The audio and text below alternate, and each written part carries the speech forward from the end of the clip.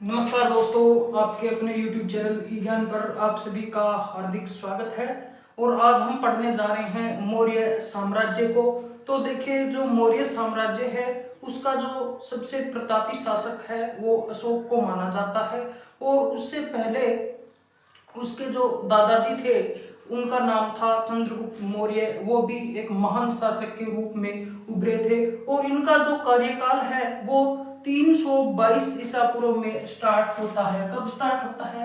322 ईसा पूर्व में स्टार्ट होता है। ठीक है, 322 से लेकर 185 ईसा पूर्व तक चलता है। कब तक चलता है? 185 ईसा पूर्व तक चलता है। हमने बात कर ली कि जो मौर्य वंश का काल है वो 322 ईसा पूर्व से लेकर 185 ईसा पूर्व तक चलता है। अब देखिए, मौर्य साम्राज्य की जो नींव थी वो किस प्रकार पड़ी थी। तो देखिए, नंद वंश, इस मौर्य साम्राज्य से पहले एक वंश चलता था नंद वंश। ठीक है, नंद वंश। और नंद वंश है वो पाटलिपुत्र पर शासक करता था। और इनका जो राज्य था वो था मगध। कौन सा था? मगध। ठीक है, और पाटलिपुत्र थी वो इसकी राजधानी थी। ठीक है, नंदवंश जो क्या था भाई, जो नंदवंश है उसका अंतिम शासक कौन था? नंदवंश का अंतिम शासक, उसका नाम था घनानंद। घनानंद ने क्या किया था भाई? चाणक्य का अपमान कर दिया था भरे दरबार में। किसका अपमान कर दिया था? चाणक्य का अपमान कर दिया था। इसको हम कौटिल्य भी बोल देते हैं। ठीक है, और फिर इन्होंने क्या किया था भी? एक सामान्य बालक है उसको राजगद्दी पर बैठाने का प्रयास करते हैं। और उसका नाम क्या था? चंद्रगुप्त मौर्य था। चंद्रगुप्त मौर्य इसका नाम था। इस प्रकार मौर्य साम्राज्य की जो नींव थी वो पड़ी थी। ठीक है, अब देखिए, जो पुरातात्विक साक्ष्य है वो कहां से मिलते हैं? तो अशोक अभिलेख से मिलते हैं पुरातात्विक साक्ष्य।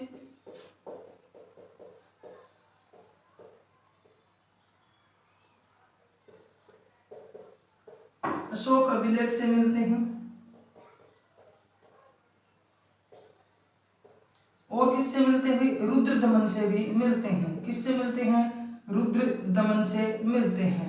ठीक है, हमने ये कह दिया कि चाणक्य या कौटिल्य वो क्या है भी? नंद वंश को खत्म करते हैं और मौर्य साम्राज्य की नींवें डालते हैं। और सबसे पहले जो शासक होता है वो चंद्रगुप्त मौर्य होता है। ठीक है, और यहाँ से क्या क्या मिले भी? पुरातात्विक साक्ष्य, अशोक अभिलेख है, रुद्रदमन का जूनागढ़ अभिलेख है। ठीक है, रुद्रदमन का जूनागढ़ अभिलेख है। ये कौन सा अभिलेख है? जूनागढ़ अभिलेख। यहां से मृद भांड भी मिले हैं। ठीक है, और काली पुलिस के मृद भांड है, चांदी और तांबे के पंचमारक यानी कि आहत सिक्के भी है। ठीक है, और ये सब क्या करते हैं? मौर्य साम्राज्य की जानकारी हमें देते हैं। अब हम पढ़ने जा रहे हैं भारत के महान शासक चंद्रगुप्त मौर्य के बारे में। किसके बारे में पढ़ने जा रहे हैं? अरे, चंद्रगुप्त मौर्य के बारे में पढ़ने जा रहे हैं। मौर्य साम्राज्य में चंद्रगुप्त मौर्य है वो बहुत ही इंपॉर्टेंट है। और जब भी इंडियन हिस्ट्री का क्वेश्चन आता है तो अशोक या फिर चंद्रगुप्त मौर्य से एक प्रश्न हमेशा पूछा जाता है। ठीक है, तो देखिए, चंद्रगुप्त मौर्य,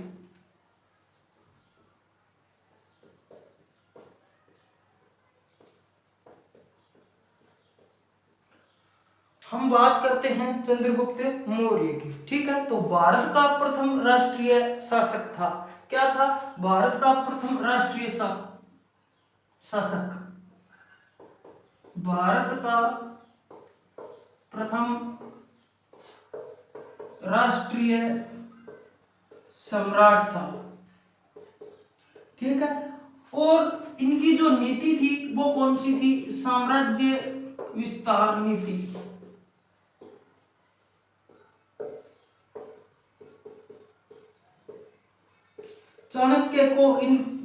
चाणक्य द्वारा इनको प्रतिदिन थोड़ा थोड़ा जहर दिया जाता था, जिससे इनके शत्रु है वो इनको जहर देकर मार न सके। और इसको भारत का मुक्तिदाता कहा जाता है। भारत का मुक्तिदाता। मुक्तिदाता क्यों कहा है? यूनानियों के आक्रमण से पीछा छुड़ा दिया था इन्होंने।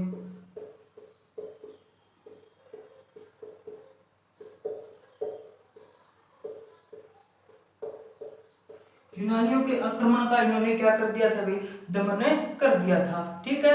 और चंद्रगुप्त कालीन भारत ब्रिटिश भारत से भी बड़ा था, यानी कि जो भारत था बृहत्तर भारत था। ठीक है। ब्रिटिश काल में जो भारत था उससे भी बड़ा भारत था। और V.A. स्मिथ के अनुसार चंद्रगुप्त ने भारत को वैज्ञानिक सीमा निर्धारण करने वाला कहा है। ठीक है। एक व्यक्ति आता है V.A. स्मिथ। कौन आता है भाई? V.A. स्मिथ आता है और वो क्या कहता है? चंद्रगुप्त मौर्य द्वारा भारत की वैज्ञानिक सीमा निर्धारित की गई।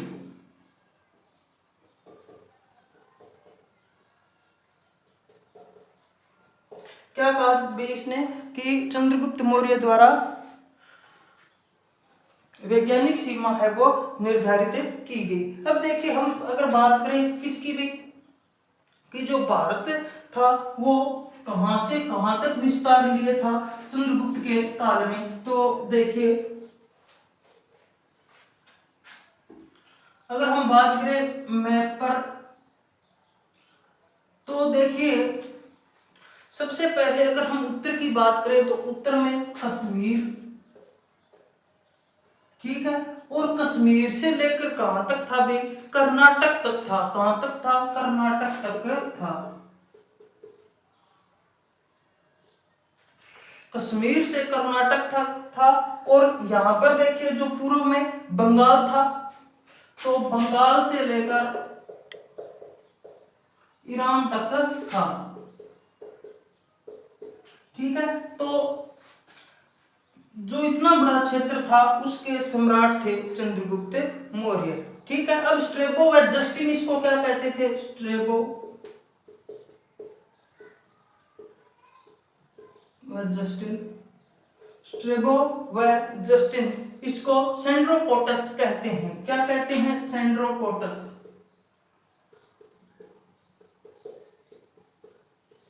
क्या बोलते हैं भाई इसको? सेंड्रोकोटस बोलते हैं। और एरियन व प्लूटार्क क्या बोलते हैं? एरियन व प्लूटार्क। एरियन व प्लूटार्क क्या बोलते हैं भाई? एरियन व प्लूटार्क एंड्रोकोटस बोलते हैं।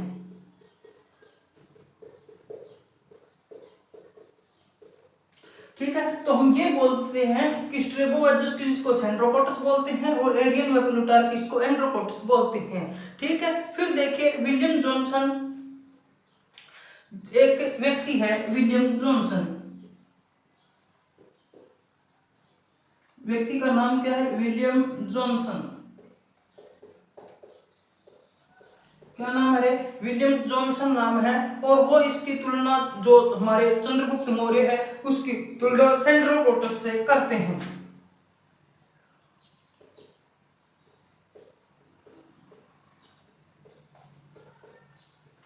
चंद्रगुप्त मौर्य की तुलना सेंड्रोकोटस से करते हैं।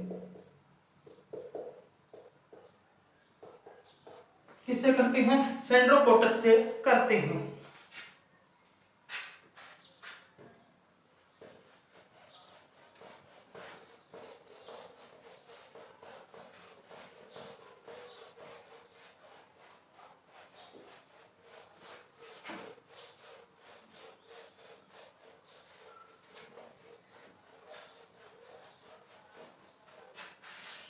अब देखिए चंद्रगुप्त मौर्य और सेल्यूकस के बीच में युद्ध होता है 305 में।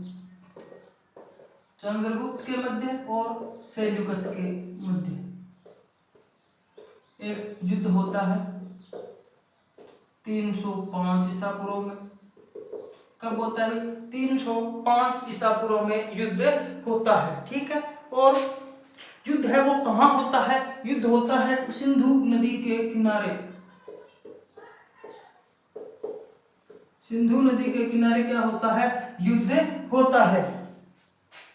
और फिर देखिए सिंधु नदी के कारण जो किनारे युद्ध होता है उसमें सेल्यूकस की हार होती है और क्या होती है? एक संधि होती है। ठीक है, संधि होती है। और संधि में देखिए एरिया, इसको हम बोल देते हैं हेरात। ठीक है, एरिया हेरात। ठीक है, जेंड्रोसिया,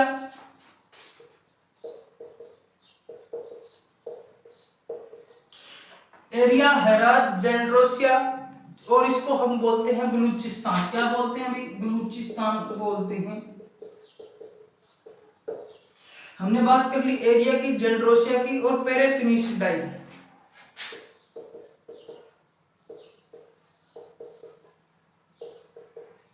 पेरेपिनिसडाई, और इसको हम क्या बोलते हैं भाई? काबुल बोलते हैं। क्या बोलते हैं? काबुल बोलते हैं। ठीक है, क्या बोलते हैं भाई? काबुल बोलते हैं। इसके बाद में देखिए 3 तो ये स्थान थे, ये ले लिए, और क्या ले लिए भाई? सेल्यूकस की पुत्री थी हेलेना। क्या थी? हेलेना। ठीक है, हेलेना है, उसको भी किसको दे दिया गया? चंद्रगुप्त मौर्य को दे दिया गया। और 500 हाथी सेल्यूकस को मिले। कितने हाथी मिले भी? 500 हाथी सेल्यूकस को मिले थे। ठीक है, सेल्यूकस ने चंद्रगुप्त मौर्य के दरबार में अपना दरबारी विद्वान मैगस्थनीज भी भेजा था। ठीक है, सेल्यूकस है, इसका दरबारी विद्वान कौन था? मैगस्थनीज, जो कहां पर जाता है? चंद्रगुप्त मौर्य के दरबार में जाता है। ठीक है, किसके दरबार में जाता है भाई? चंद्रगुप्त मौर्य के दरबार में जाता है। और इसने अपनी प्रसिद्ध कृति इंडिका भी यहीं पर लिखी थी। क्या लिखी थी? इंडिका यहीं पर लिखी थी। ठीक है, इसमें मौर्यकालीन प्रशासनिक और सामाजिक व्यवस्था का वर्णन है। इसमें क्या है? मौर्यकालीन सामाजिक व्यवस्था का और प्रशासन का वर्णन है। सामाजिक व्यवस्था और प्रशासन का वर्णन है। ठीक है, और जैन लेखकों के अनुसार चंद्रगुप्त ने अंतिम शासन वर्षों में 12 वर्ष तक अकाल पड़ा था। ठीक है, किसके अनुसार? जैन कवियों के अनुसार 12 वर्ष तक अंतिम वर्षों में अकाल पड़ा था।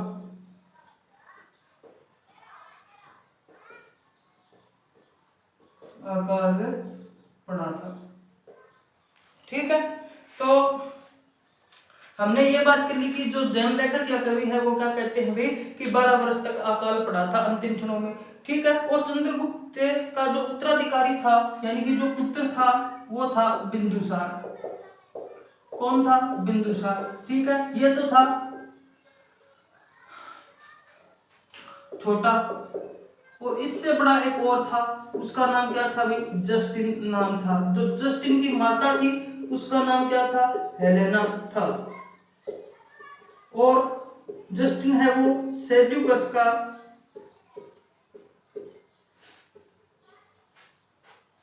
नाती था। क्या था भाई? सेल्यूकस का नाती था। ठीक है, अब देखिए जैन मुनि भद्रबाहु से जैन धर्म की दीक्षा ली इन्होंने। किससे शिक्षा ली? भद्रबाहु जैन धर्म की दीक्षा देते हैं। जैन धर्म की दीक्षा देते हैं किसको? चंद्रगुप्त मौर्य को। इन्होंने क्या किया भाई? अंतिम क्षणों में भद्रबाहु से जैन धर्म की दीक्षा ले ली थी। ठीक है, और मैसूर जाकर 298 ईसा पूर्व में उपवास यानी कि जो उपवास करके जो डेथ प्राप्त करते हैं उसको संधारा बोलते हैं, और उसके द्वारा इन्होंने देह त्याग कर दिया था। ठीक है, और गंगवंशीय शासकों में बाहुबली प्रतिमा का निर्माण भी इन्होंने करवाया था। ठीक है, ये तो हो गई इसकी बात। ठीक है, 298 में मृत्यु कब हुई थी?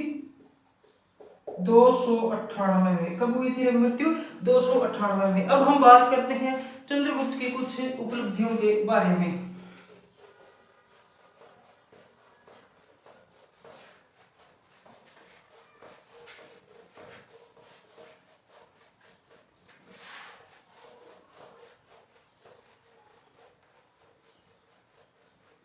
चंद्रगुप्त की कुछ उपलब्धियों के बारे में देखते हैं। उपलब्धियां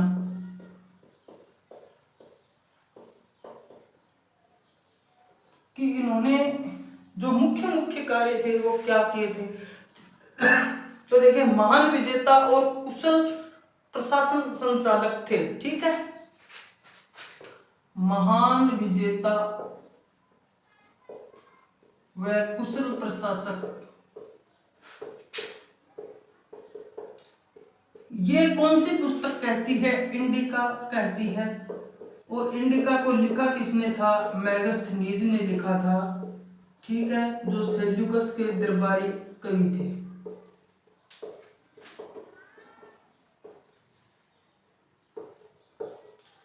यहां तक हमारी जानकारी हो गई। ठीक है, और प्रचलित मुद्रा थी वो पण थी। पण क्या थी? मुद्रा थी। चंद्रगुप्त के काल में पण है वो मुद्रा थी। और मुद्रा राक्षस के लेखक विशाख दत्त थे।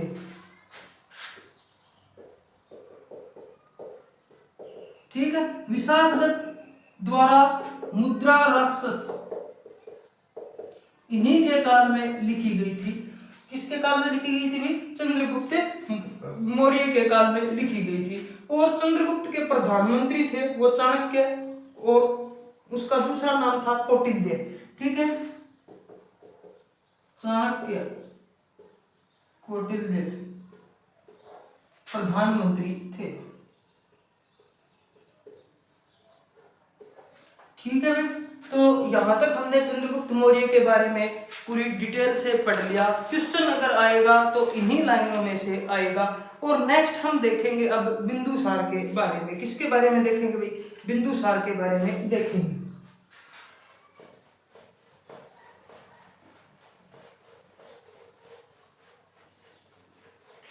बिंदुसार चंद्रगुप्त का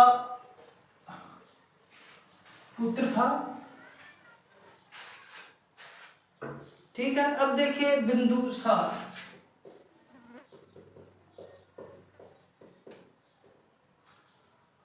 दो 298 में मृत्यु हो गई। किसकी भी? चंद्रगुप्त मौर्य की। और ये शासक कब तक करता है? 273 ईसा पूर्व। ये बात तो हो गई। ठीक है, अब देखिए पहले इससे कुछ स्टोरी को देखते हैं। बिंदुसार है और इसकी माता है ये, और यहां पर है चंद्रगुप्त मौर्य। ठीक है, अब देखिए चंद्रगुप्त मौर्य को क्या दिया जाता था भी? विष दिया जाता था, बिल्कुल थोड़ी मात्रा में, ताकि जिससे क्या हो कि चंद्रगुप्त मौर्य की शत्रुओं के द्वारा विष के द्वारा हत्या नहीं की जा सके। और एक बार खाने में दिया गया था जहर इसको, बिल्कुल थोड़ी सी मात्रा में, लेकिन वो क्या करते हैं, ये रानी है इसकी, ये खा लेती है। रानी खा लेगी इस जहर को, तो वो शरीर में क्या करेगा भाई? जहर प्रवेश करने लग जाएगा। जहर शरीर में प्रवेश करने लग गया तो देखिए, और रानी थी गर्भवती, गर्भवती रानी थी।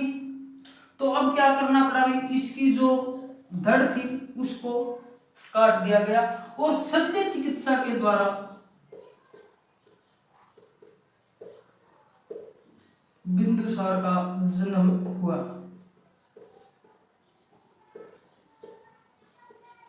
तो ये थी कहानी इसके पीछे कि शल्य चिकित्सा की जरूरत क्यों पड़ी थी। ठीक है, अब हम बात करते हैं उपनाम की। बिंदुसार के उपनाम क्या क्या हैं? अमित्रोघात, क्या नाम है भाई? अमित्रोघात, अमित्रोकेटस,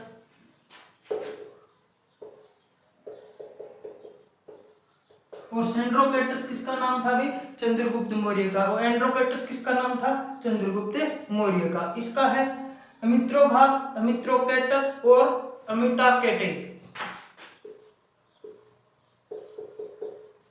क्या नाम है? अमिटाकेटे। ठीक है, अब देखिए फिर आता है इसका नाम अमित्रघात। क्या आता है नाम इसका?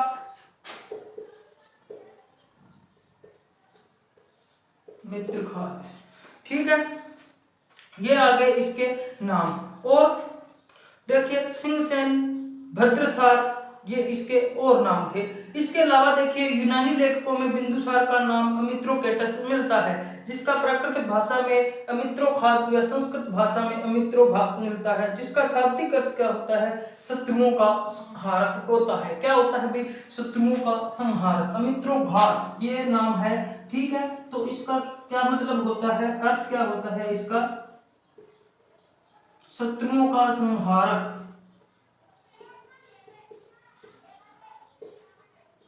शत्रुओं का संहारक होता है। ठीक है, जैन ग्रंथों में क्या नाम आता है? सिंहसेन। जैन ग्रंथों में नाम आता है, जैन ग्रंथों में कौन सा नाम आता है भाई? सिंहसेन आता है। ठीक है, और इन्होंने भी साम्राज्य विस्तार नीति का अनुसरण किया।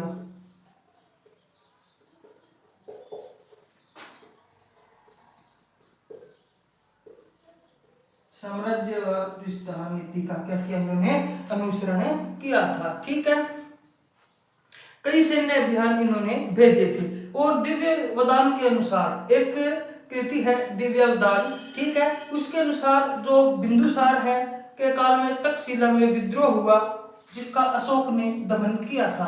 कहां पर विद्रोह हुआ था? तक्षशिला। ठीक है, शिक्षा क्षेत्र से संबद्ध सबसे बड़ी संस्था। यहां पर क्या होता है? विद्रोह होता है और दमन कौन करता है? अशोक करता है।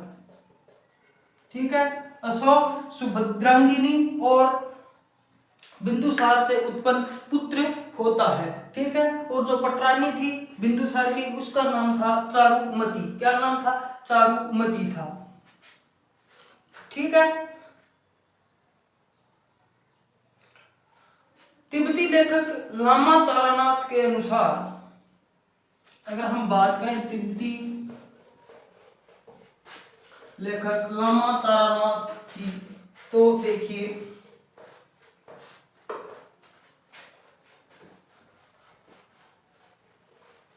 लामा तारानाथ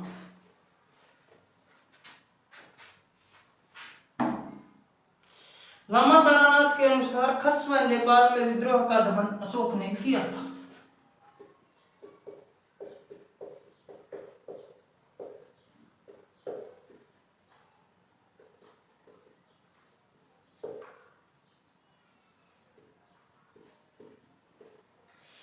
लामा तारानाथ एक तिब्बती लेखक है। ठीक है, और इसके अनुसार खस व नेपाल, कहां पर विद्रोह होता है?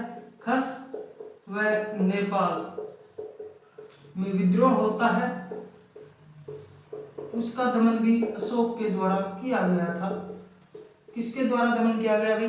अशोक के द्वारा किया गया था। ठीक है, फिर देखिए तारानाथ के अनुसार बिंदुसार चाणक्य की सहायता से 16 राज्यों को पराजित कर, कितने राज्य को पराजित कर? 16 राज्य को पराजित करता है। कौन करता है? बिंदुसार करता है। 16 राज्यों को पराजित कर पूर्वी समुद्र से पश्चिमी समुद्र तक स्वामी बन गया था। इधर भी समुद्र था, इधर भी समुद्र था। पूर्व से लेकर जो पूर्व में और पश्चिम में समुद्र थे, वहां तक क्या हुआ भी इसका साम्राज्य स्थापित हो गया था। ठीक है, अगर हम बात करें धर्म की, कि धर्म कौन सा चूज किया था बिंदुसार ने, तो आजीवक संप्रदाय।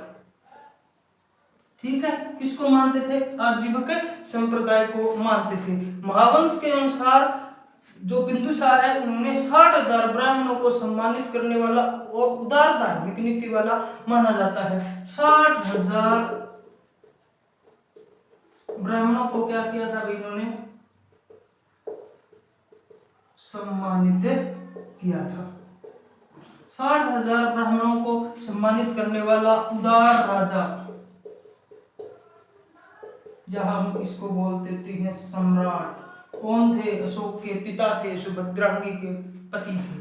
ठीक है, चारुमती के पति थे वे। ठीक है, हमने बात कर ली बिंदुसार की। अब हम बात किसकी करेंगे? अशोक की बात करेंगे।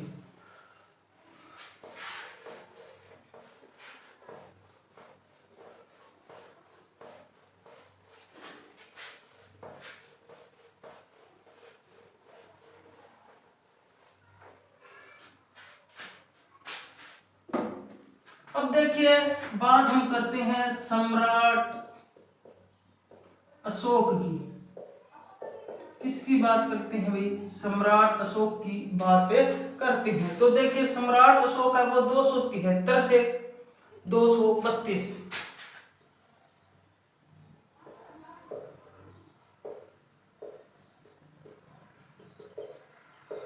273 से 232 से ईसा पूर्व। बौद्ध ग्रंथ दिव्यावदान, महावंश, दीपवंश, बोधि, महाबोधि वंश। ठीक है, कौन कौन से? दिव्यावदान, महावंश, दीपवंश, महाबोधि वंश। ठीक है, इन चारों के अनुसार 4 वर्ष तक उत्तराधिकार संघर्ष चलता है। ठीक है, और क्या करते हैं भी? राधा गुप्त की सहायता से अशोक है वो सिंहासन पर बैठते हैं।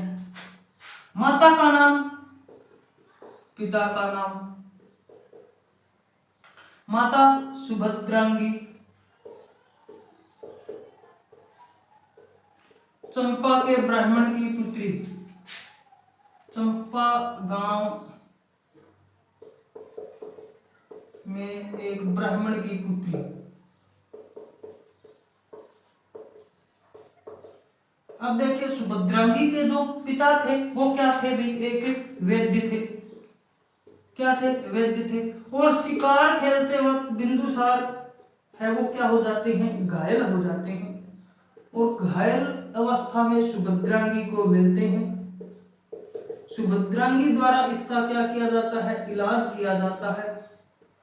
और सुभद्रांगी का इलाज किया जाता है बिंदुसार का। ठीक है, सुभद्रांगी इलाज करती है किसका? बिंदुसार का। और बिंदुसार है वो क्या करने लग जाते हैं? प्रेम करने लग जाते हैं। किससे भी?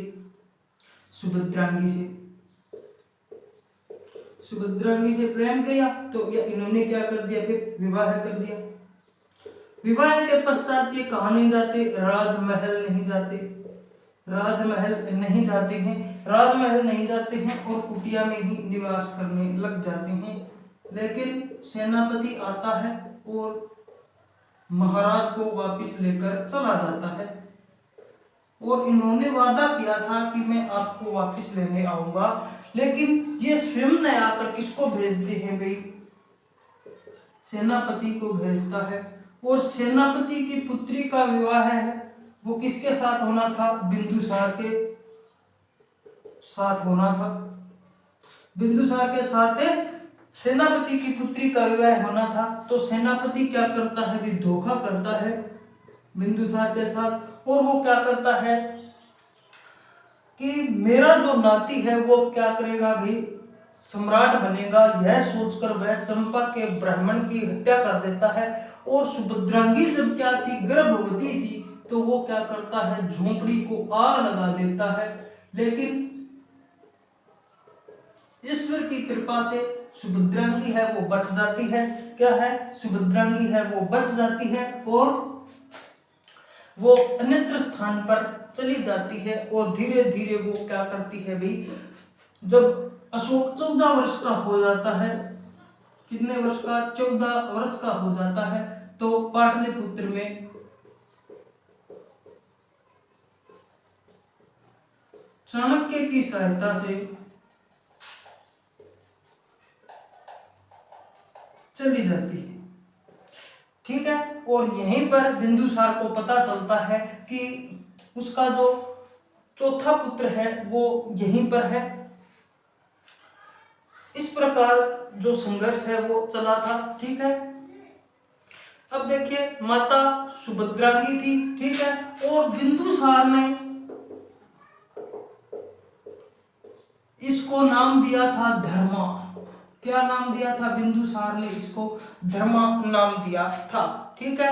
और एक नाम और था इसका, जनपद कल्याणी। क्या नाम था? जनपद कल्याणी नाम था। हमने बात कर ली माता पिता। ठीक है। और अब देखिए पुराणों के अनुसार जो नाम है अशोक का, अशोक का पुराणों के अनुसार नाम, पुराणों के अनुसार इसका नाम है अशोक वर्धन। क्या नाम है भाई? अशोक वर्धन पुराणों के अनुसार नाम है। और शिलालेखों में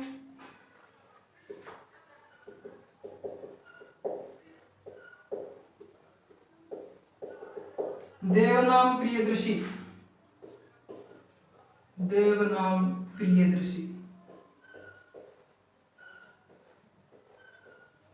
क्या नाम है भाई? देवनाम प्रियदर्शी नाम है। ठीक है। अब देखिए मास्की, गुर्जरा, उद्गोलम और निठुर बौद्ध ग्रंथ है। ठीक है।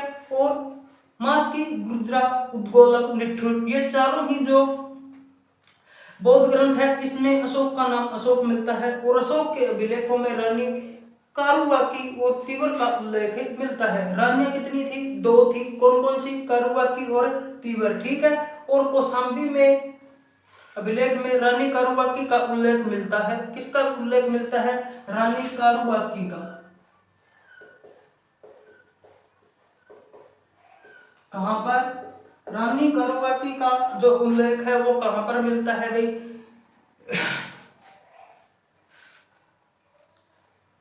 कौशाम्बी में। कहां पर मिलता है? कौशाम्बी में मिलता है। कहां पर मिलता है? रानी कारुबाकी का उल्लेख है कौशाम्बी में मिलता है। और इसीलिए इसे रानी अभिलेख कहते हैं। इसलिए इसे क्या कहते हैं? रानी अभिलेख बोलते हैं। क्या बोलते हैं भी? रानी अभिलेख बोल देते हैं। फिर देखिए रानी कारुबाकी देवपाटन नगर बसाया था इन्होंने। रानी कारुबाकी है, इन्होंने देवपाटन नगर बसाया था। ठीक है। देवपाटन नगर है वो रानी कारुबाकी ने बसाया था। और देवपाल की पुत्री थी। किसकी पुत्री थी अभी? देवपाल की पुत्री थी। देवपाल की पुत्री थी। ठीक है। देवपाल की पुत्री थी। और देवपाल नेपाल का शासक था। कहां का शासक था? नेपाल का शासक था। ठीक है। बुद्ध घोष की सामंत पाशादिका में। ठीक है। किसमें? सामंत पाशादिका में अभिरुचियों की खान कहते हैं जिसको हम अशोक का उल्लेख मिलता है। किसका उल्लेख मिलता है? अशोक का उल्लेख मिलता है। फिर देखिए हम बात किसकी करें? फाहियान और हैंसान की बात करते हैं।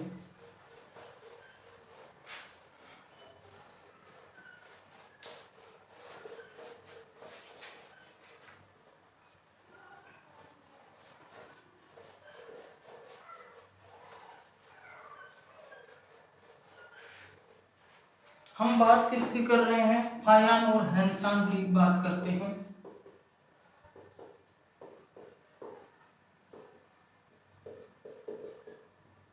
फाहियान और हैंसान की अगर हम बात करें तो देखिए फाहियान और हैंसान के अनुसार अशोक की क्रूरता का मजाक उड़ाया जाता है।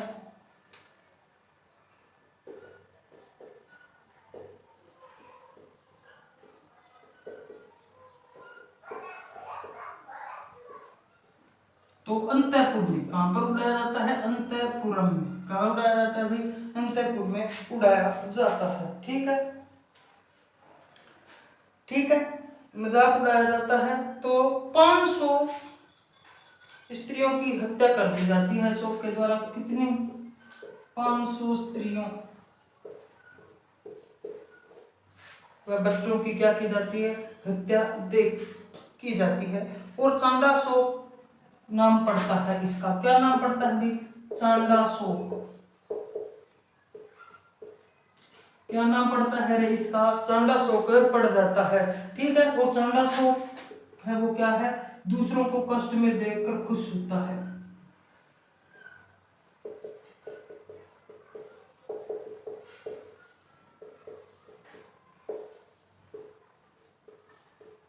दूसरों को कष्ट में देखकर क्या होता है भाई, खुश से होता है, उसको हम क्या बोलते हैं, चांडाशोक बोलते हैं।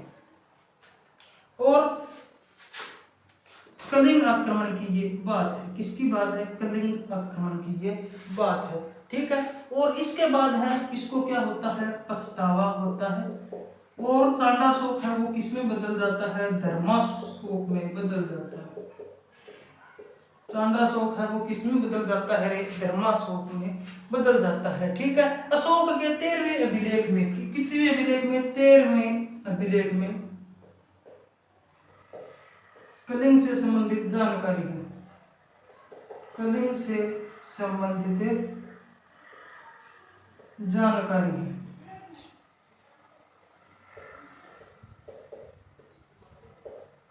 ठीक है। अशोक के 13वें अभिलेख में,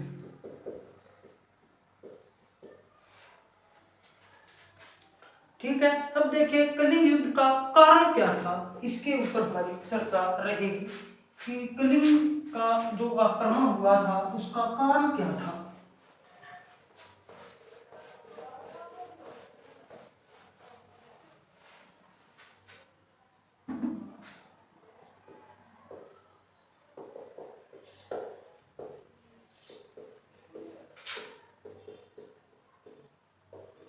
कलिंग युद्ध का कारण था कि हाथी प्राप्त करना,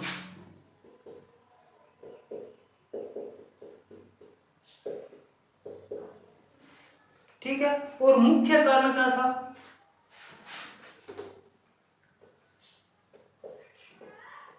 साम्राज्य विस्तार नीति,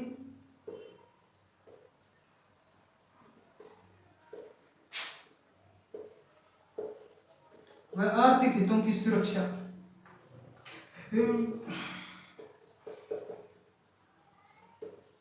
क्या थी, आर्थिक हितों की सुरक्षा करना, ठीक है। यहां तक हमने देख लिया। अब हम बात करें अशोक और बौद्ध धर्म की।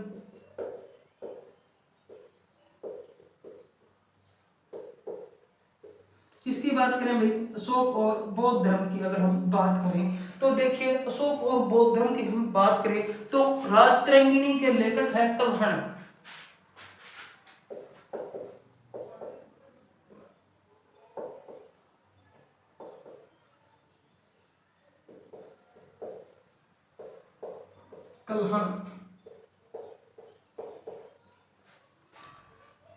कल्हण की राजतरंगिणी, ठीक है।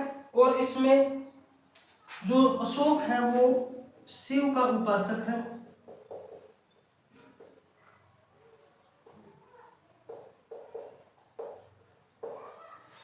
और जो अशोक के दादाजी थे चंद्रगुप्त मौर्य वो थे जैनी, ठीक है। अब देखिए दीपवंश और महावंश के अनुसार अशोक 7 वर्ष में बौद्ध धर्म प्राप्त करता है। किसके अनुसार, दीपवंश और महावंश,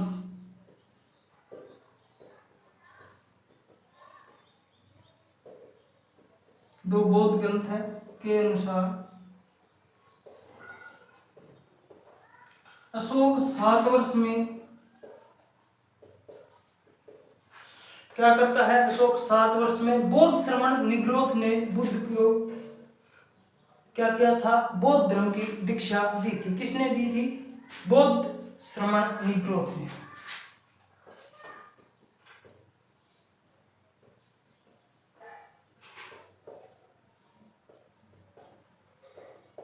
बौद्ध श्रमण के द्वारा क्या दी जाती है, दीक्षा दी जाती है। फिर देखिए दिव्यावदान व अशोकावदान।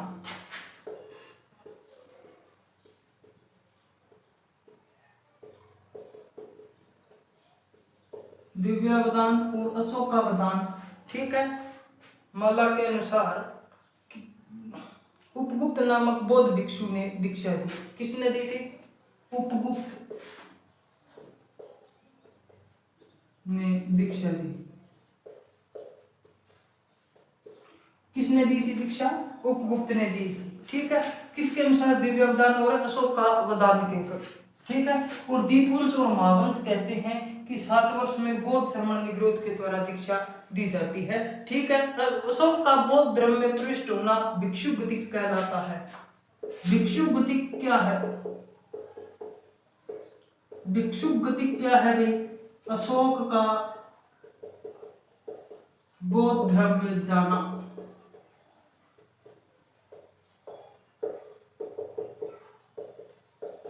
अशोक का बौद्ध धर्म में जाना भिक्षु गतिक कहलाता है। अब देखिए रूपनाथ की अगर हम बात करें, किसकी बात करें हम? रूपनाथ, प्रथम लघु शिलालेख।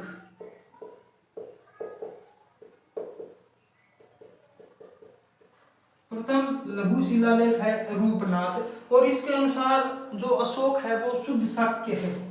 अशोक है वो क्या है? शुद्ध शाक्य। अशोक क्या है भाई? शुद्ध शाक्य।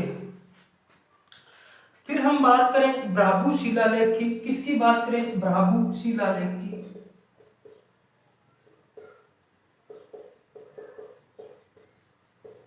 भ्राभु शिलालेख क्या कहता है? भ्राभु शिलालेख है वो अशोक के त्रिरत्न बताता है। क्या बताता है?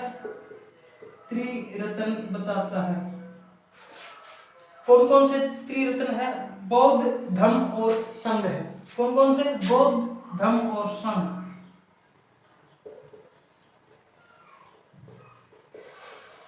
बौद्ध, धम्म और संघ, 3 ही त्रिरत्न है। ठीक है अशोक के। और अशोक ने अपने स्तंभों पर बुद्ध जीवन से संबद्ध पशु, हाथी, सांड, घोड़ा, सिंह और चक्र बनवाए थे। और दीपवंश और महावंश के अनुसार अशोक द्वारा तीसरी बौद्ध संगीति का आयोजन पाटलिपुत्र में करवाया था। बौद्ध ग्रंथों के अनुसार बौद्ध ग्रंथ क्या कहते हैं कि तीसरी संगीति का आयोजन, तीसरी बौद्ध संगीति का आयोजन कहां पर किया गया था भाई? पाटलिपुत्र में किया गया था।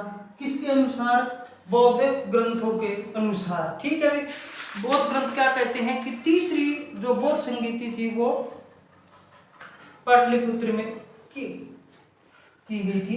अब हम बात करते हैं कि भ्राभु शिलालेख है वो आगे क्या बताता है?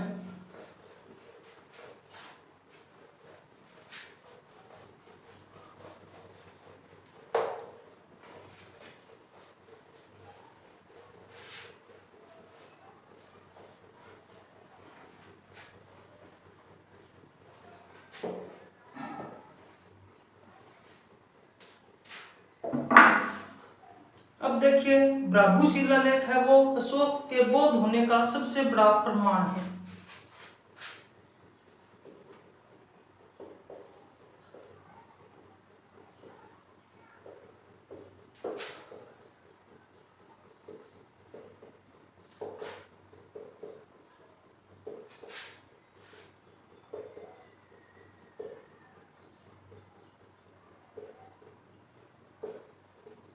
अशोक के बौद्ध होने का सबसे बड़ा प्रमाण भ्राभु शिलालेख है।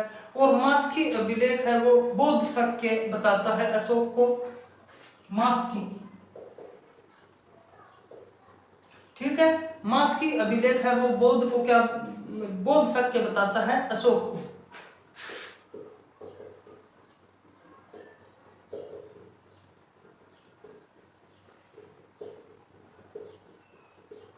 अशोक को क्या बताता है? बौद्ध शाक्य बताता है। अब देखिए कलिंग विजय की जो जानकारी है वो शिलालेख 8 में मिलती है। कौन से शिलालेख में मिलती है? 8, शिलालेख नंबर 8 में मिलती है। चंद्रगुप्त मौर्य ने आजीवन मतलब है वो क्या किया था भी? साम्राज्यवाद विस्तार नीति का अनुसरण किया था। और अंतिम दौर में इन्होंने क्या किया था भी? जैन धर्म को स्वीकारा था। और अशोक के शिलालेख को पढ़ने वाला प्रथम अंग्रेज है वो है जॉन प्रिंसेप। कौन है? जॉन प्रिंसेप है अशोक के शिलालेख को पहली बार पढ़ने वाला अंग्रेज। और सांची का स्तूप अशोक के द्वारा बनवाया गया। सांची का कई बार एग्जाम में आया है। सांची स्तूप किसके द्वारा बनाया गया है? अशोक के द्वारा बनाया गया है। ठीक है। और मौर्य काल में जो गुप्तचर होते थे, गुप्तचर, और गुप्तचरों को क्या बोलते थे? गूढ़ पुरुष बोलते थे। क्या बोलते थे? गूढ़ पुरुष बोलते थे। मुद्रा थी वो पर्ण थी। अर्थशास्त्र में शूद्रों के लिए आर्य शब्द का प्रयोग किया गया है। आर्य शूद्रों को कहा गया है अर्थशास्त्र में। ठीक है, आर्य शूद्रों को कहा गया है अर्थशास्त्र में। और अर्थशास्त्र में 15 अधिकरणों को शामिल किया गया है। 15 अधिकरण है इसमें, अर्थशास्त्र में। अर्थशास्त्र में कितने अधिकरण हैं? 15 अधिकरण है। और श्रीलंका में बौद्ध धर्म का प्रचार संघमित्रा व महेंद्र की सहायता से अशोक ने किया था। अब हम बात करते हैं अशोक के उत्तराधिकारियों की।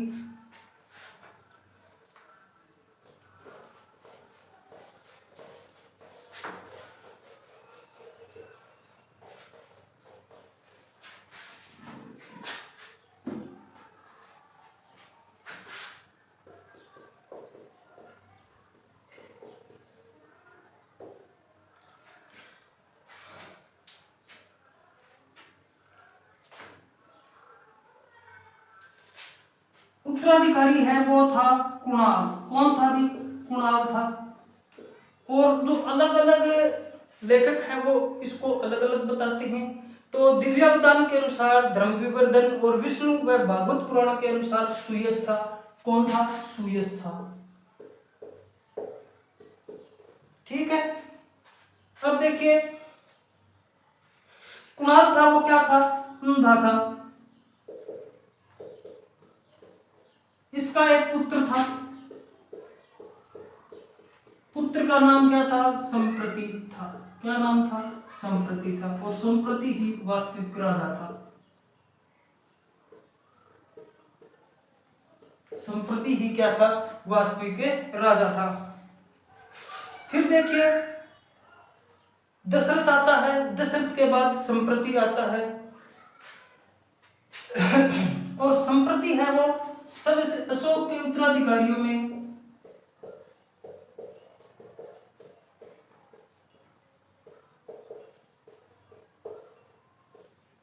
सबसे योग्य था। तो कौन था? संप्रति था। और इसने भी जैन धर्म अपनाया था। कौन सा धर्म अपनाया था इसने? जैन धर्म अपनाया था। और शालीसुक, इसका दूसरा नाम है ब्रह्मदत्त। ठीक है, ये था अंतिम शासक। क्या था? अंतिम शासक था। और 207 से 6 ईसा पूर्व तक शासन करता है, यानी 1 वर्ष के शासन करता है। मौर्य वंश का अंतिम शासक था। तो आशा करता हूं कि ये जो जानकारी थी वो आपको अच्छी लगी है। अगर अच्छी लगी है तो वीडियो को लाइक कर दें तथा चैनल को जरूर सब्सक्राइब कर दें, ताकि हमारी जो नॉलेजफुल वीडियो है वो आप तक पहुंच सके। धन्यवाद।